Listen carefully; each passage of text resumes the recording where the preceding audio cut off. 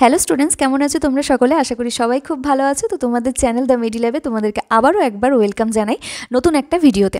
তো এই ভিডিওটা একটু অন্য ধরনের ভিডিও, যেটা আমার মনে হয়েছে তোমাদের সাথে শেয়ার করাটা দরকার। এটা আমারও জীবনের প্রথম অভিজ্ঞতা, লেপ্রোসি পেশেন্ট নিয়ে প্রথম কাজ করা, কিছুদিনের জন্য হলেও প্রথম কাজ করা। তো সেই জন্য সেই অভিজ্ঞতাটা আমি তোমাদের সাথে শেয়ার না করে পারছি না। তো আগে তোমাদেরকে একটুখানি বলে দিই কেস হিস্ট্রিটা কী আছে। এটা তো লেপ্রোসি পেশেন্ট, তোমরা জানো, বুঝতেও পারছো।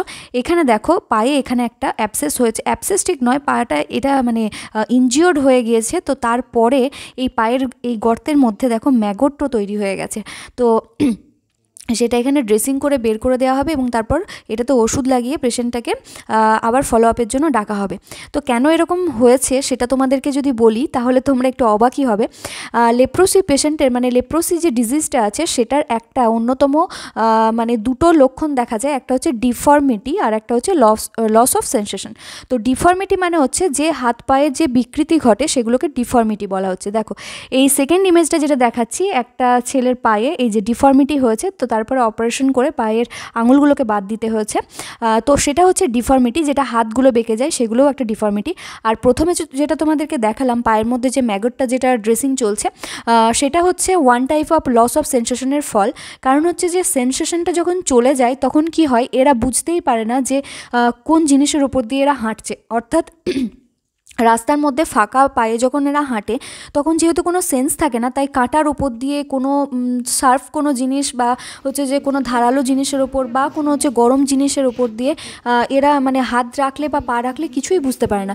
যার ফলে পাটা, ওই আগের পেশেন্টের যেটা ড্রেসিং চলছিল, পাটা কেটে গেছে, একটা কোনো ধারালো জিনিসে কেটে গেছে, ও বুঝতেই পারেনি, ওই পা নিয়েই বারবার চলাফেরা করেছে, তো ক্ষতটা আরও বেশি বেড়ে গেছে। তো তারপরে ওই জায়গাটাতে ম্যাগট হয়ে গেছে। যেহেতু সেন্সেশন নেই সেজন্য সে ব্যথা কোনো কিছুই অনুভব করতে পারেনি, কিন্তু জিনিসটা তো আস্তে আস্তে গোটা পাটাতেই তো পচন ধরবে, গ্যাংগ্রেন তৈরি হবে।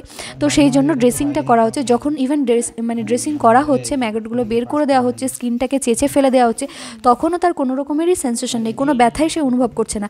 একদিকে অবশ্যই ভালো, কারণ হচ্ছে না হলে খুবই কষ্ট হতো মানুষটার, কিন্তু যেহেতু সেন্সেশন নেই তো তার জন্য কিন্তু ওদের খুব সাবধানতাও অবলম্বন করতে হয়। খালি পায়ে তো কখনোই কোনো জায়গা দিয়ে চলা যাবে না, হাঁটা যাবে না। প্লাস হচ্ছে কোনো হিট থেকে, কোনো আলাদা কোনো জিনিস থেকে, খুব হিট বা খুবই ঠান্ডা এমন জিনিসগুলো যেহেতু সেন্সেশন পায় না, সেই জিনিসগুলো থেকে এদের দূরে রাখাটাই বেটার, দূরে থাকাটাই বেটার। ঠিক আছে, তো এই দুটো জিনিস আমি তোমাদের সাথে শেয়ার করলাম। আশা করছি তোমাদের ভালো লাগবে ভিডিওটা। আর যেটা থার্ডে এখন দেখো, 3 নাম্বার যে পেশেন্টটা এখন দেখাচ্ছি, এটা এর হচ্ছে যে এক্সামিনেশন চলছে কিসের জন্য না, এর হচ্ছে আলনা নার্ভটা কতটা এফেক্টেড হয়েছে সেটা দেখার জন্য। দেখো এরও একটা হাতের ডিফর্মিটি আছে, হাতের আঙুলগুলো বেঁকে গেছে। ঠিক আছে, তো এটা দেখো 4th নাম্বার অফ পেশেন্টের যে হিস্ট্রিটা সেটাও তাই, এখানে ডিফর্মিটি হয়েছে। এই জিনিসগুলোকে বলা হয় ডিফর্মিটি, অর্থাৎ হচ্ছে বিকৃতিটাই চেঞ্জ হয়ে যাওয়া, আকৃতির শেপটাই চেঞ্জ হয়ে যাওয়া। আঙুলগুলো দেখো একদম হাড়গুলো আস্তে আস্তে ক্ষয় পেতে পেতে ছোট হয়ে গেছে, এই জিনিসটাকে বলা হয় ডিফর্মিটি। আর লস অফ সেন্সেশন তো জানোই তোমরা, যে কোনো সেন্স থাকবে না, যেটা হচ্ছে যে আমাদের কুষ্ঠরোগের প্রথম লক্ষণ। কোনো জায়গায় যদি ডিপিগমেন্টেশন হয় সেটা ওইভাবেই চেক করা হয় যে কোনো লস অফ সেন্সেশন হয়েছে কি না। তো এখানে অনেক পেশেন্টেরই ইন্টারভিউ নেওয়া হলো, যে কটা দিন আমাদের ট্রেনিং ছিল, 3 দিনের মতো ট্রেনিং ছিল। তো সবটাই যেহেতু গৌরীপুর হসপিটালটা টোটালটাই হচ্ছে লেপ্রোসির পেশেন্ট, অন্য কোনো পেশেন্ট থাকে না।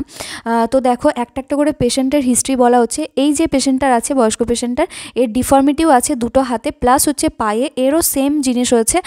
যেহেতু সেন্সেশনের অভাব ছিল, তো পায়ের বুঝতে পারেনি, কাঁটার মধ্যে দিয়ে চলে গেছে, ওরও পায়ে ওরকম সেম একটা ক্ষত হয়েছে। তো ওটা ড্রেসিং করতে হয়। আর এদের জন্য স্পেশালি কাস্টমাইজ জুতো বানানো হয়, যাতে হচ্ছে গিয়ে এরা এমনি মোটা শোলের জুতো বানানো হয়, যাতে যখন এরা হাঁটবে তখন যেন কোনো কাঁটা, কোনো শার্প মেটেরিয়াল বা অন্য ধুলোবালি কোনো কিছু জিনিস, কোনো ছোটোখাটো জিনিস, কাঁকড় ঢুকে গেলেও তো বুঝতে পারবে না। তো সেই জিনিসটা থেকে যাতে প্রিভেন্ট করা যায় পাটাকে, তো সেরকমভাবে কাস্টমাইজ জুতো এদের জন্য স্পেশালি বানানো হয়। আর যে ডিফর্মিটিটা যেটা হাতে দেখতে পাচ্ছ এখন এই মুহূর্তে, ওরা হাতগুলো এরকমভাবে ভাঁজ করতে পারবে না, হাতের আঙুলগুলোকে, বা কোনো ভারী জিনিস তুলতেও এরা পারে না। ঠিক আছে, তো যদি এটা আর্লি স্টেজে ধরা যায়, ডিফর্মিটি হওয়ার আগে পর্যন্ত যদি ধরা যায়, কোনো ডিপিগমেন্টেশন জায়গাটা দেখে যদি আইডেন্টিফাই করা যায়, তাহলে অবশ্যই ট্রিটমেন্ট চালু করলে ঠিক হয়ে যাবে। কিন্তু একবার যদি ডিফর্মিটি হয়ে যায়, অর্থাৎ হচ্ছে এই অঙ্গ প্রত্যঙ্গে বিকৃতি যদি শুরু হয়ে যায়, দেখো এখানে মানে এক্সামিন করার সময় দেখো দেখাচ্ছে এই যে আঙুলটা কবজিটা ভাঁজ করা এই করা, এগুলো কিন্তু এ ভালোভাবে করতে পারবে না। এই যে হাতে করে দেওয়া হচ্ছে তারপরে করতে পারছে। তো এই জিনিসটা যদি একবার হয়ে যায় তাহলে কিন্তু সেই জিনিসটাকে আগের অবস্থায় আর ফিরিয়ে নিয়ে যাওয়া যায় না। কারণ হচ্ছে কি নার্ভগুলো সব ইনভলভমেন্ট হয়ে যায়। তো নার্ভগুলো ইনভলভমেন্ট হয়ে যাওয়ার জন্য কি হয়, নার্ভগুলো হচ্ছে যে ড্যামেজ হয়ে যায়, যার ফলে ফাংশনটা নষ্ট হয়ে যায়। ঠিক আছে। আর এনার এই যে লেফট পাটা, এখানে দেখো ব্যান্ডেজ করা আছে, এই পাটাও সেম আগের মতন যে প্রথমেরটা দেখালাম তো ওনার মতনই অবস্থা হয়েছে। এনারও ড্রেসিং হয়েছে। ড্রেসিং ওই উপরের চামড়াটাকে আগে কেটে ফেলে দেওয়া হয়, তারপরে ওখানে বেটাডিন দিয়ে ভালো করে ওটাকে ওয়াশ করে আবার নতুন করে আবার হচ্ছে স্টেরাইল গজ তুলো এসব দিয়ে আর ওষুধ দিয়ে ওটাকে বেঁধে দেওয়া হয়। ঠিক আছে। তো এরকমভাবে এদের ট্রিটমেন্ট করা হয়। তো এইটাই হচ্ছে মানে আমার এক্সপিরিয়েন্স ছিল। আমার মনে হলো যে আমার স্টুডেন্টদের সাথে এটা শেয়ার করা দরকার, কারণ তোমরা এরকম স্কোপ পাবে না দেখার। যেহেতু গৌরীপুর লেপ্রোসি হসপিটাল সমস্তটাই লেপ্রোসি পেশেন্টের, তো এর থেকে মানে এত কাছাকাছি পেশেন্টগুলোকে দেখে তাদের সাথে মানে কথা বলে যতটুকুনি আমি বুঝতে পেরেছি, আমার মনে হয় আমার স্টুডেন্টদের সাথে সেটা শেয়ার করা দরকার, তাই শেয়ার করলাম।